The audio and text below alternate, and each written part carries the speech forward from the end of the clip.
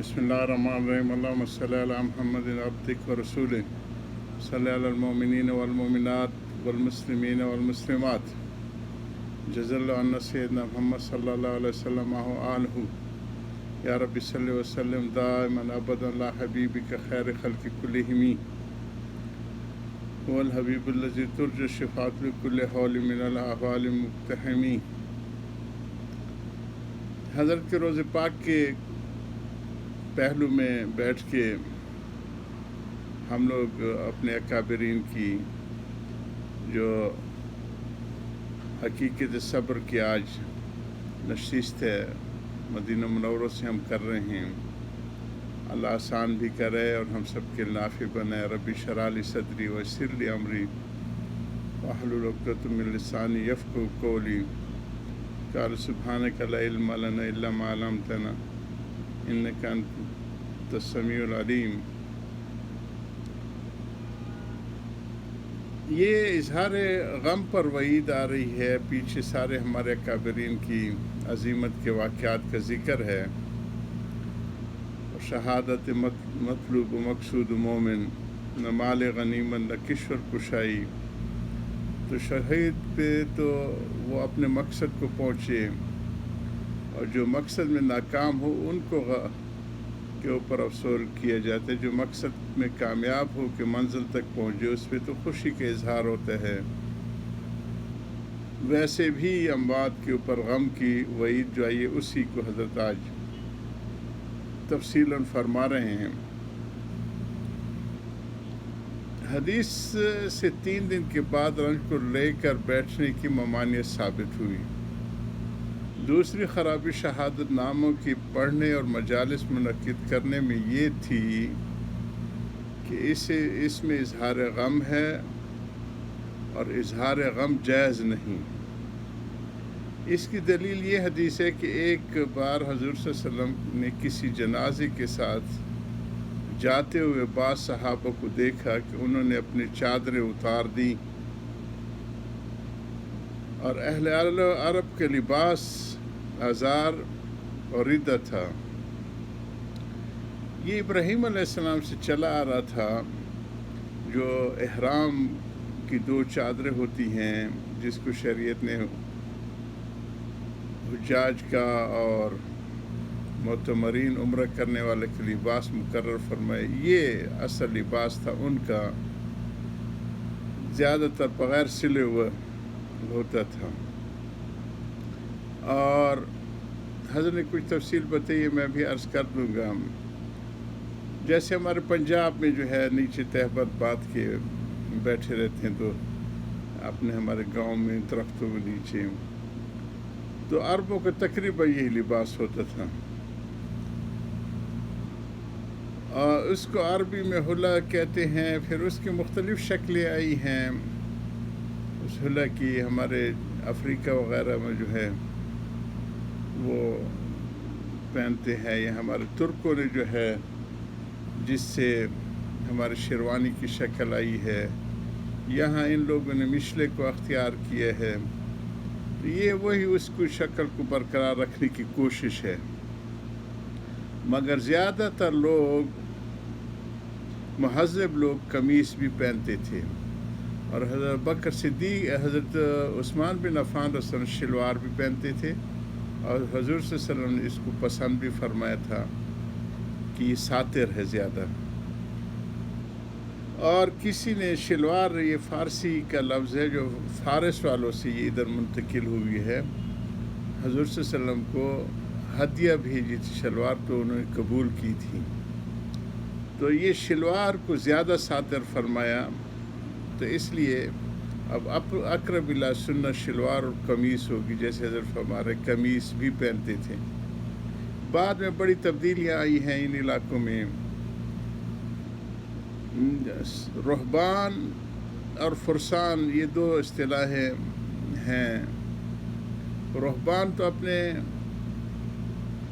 عیسائی پادری وغیرہ، یہ اپنے کنیسوں تک محدود رہتے ہیں، نہ ان کو بھاگنا ہوتا ہے، نہ چڑھنا ہوتا ہے، نہ دوڑنا ہوتا ہے، اور بغیر چاک کے لمبا کرتا یہ ان کا لباس ہوتا تھا۔ ہمارے عرب حضرات شاہ سوار تھے، اور جو قمیص ہوتی تھی چاک والی ان کی ہوتی تھی. حضرت عثمان بن عفان رسول تک تو یہ کافی کرتا اور شلوار یا قمیص اور شلوار عام ہو چکی تھی. تو مجاہدین فرسان جو شاہ سوار ہوتے تھے وہ چھلانگ لگا کے گھوڑے پہ بیٹھتے تھے. تو اصل اقرب الی سنہ کرتا اور شلوار یا قمیص اور شلوار، جس طرح حضرت فرما رہے ہیں مہذب لوگ قمیص بھی پہنتے تھے. مگر اس زمانے میں قبل اسلام اور اسلام کے ساتھ جو شروع کا دور ہے، زیادہ لوگ چادر اور لنگی ہی پہنتے تھے. اس کو القا ردہ غم کی علامت تھی.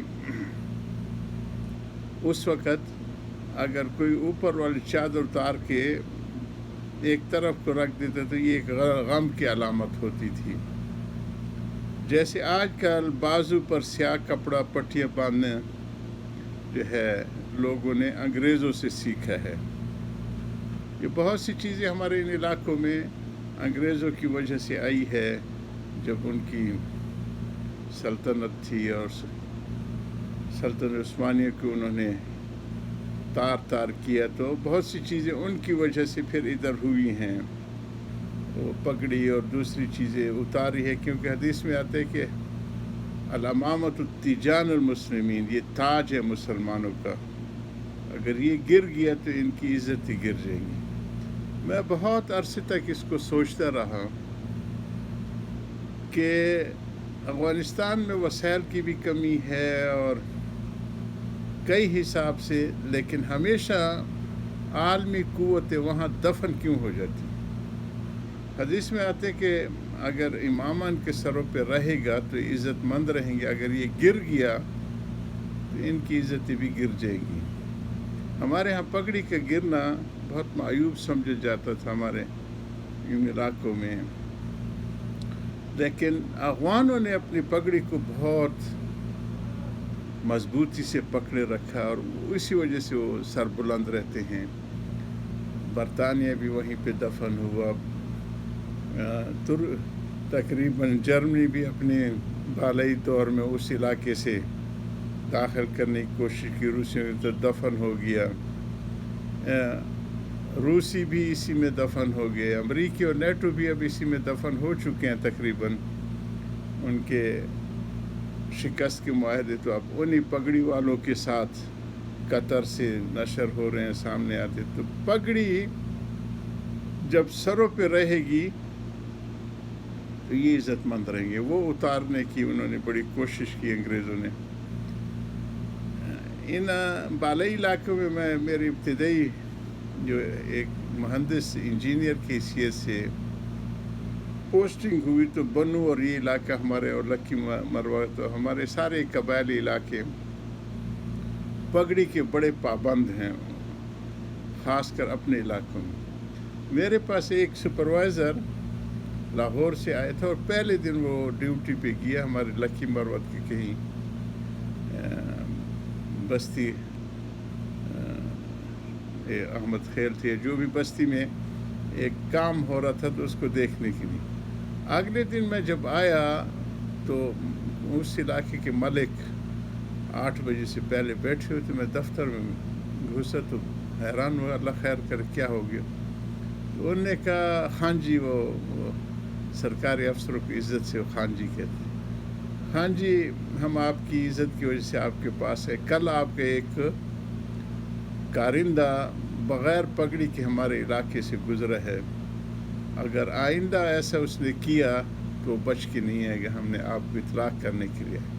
الحمدللہ ان علاقوں میں یہ پگڑی ہے اور اس حدیث کی برکت سے یہ سر بلند رہیں گے اور ہمیشہ رہیں گے انشاءاللہ. تو حضرت اس لباس کی وہ فرما رہے. تو انگریزوں نے سازش سے ہم سے وہ پگڑیاں بھی اتروائی اور بہت کھلواڑ ہوئی اسلامی معاشرت سے. تو حضرت بتا رہے ہیں کہ آج کل انگریزوں کی وجہ سے وہ اب کالی پٹیوں باندھنے کا رواج آ گیا ہے. حضرت کی ان باتوں کو جاری رکھیں گے. وآخر دعوانا الحمدللہ رب العالمین.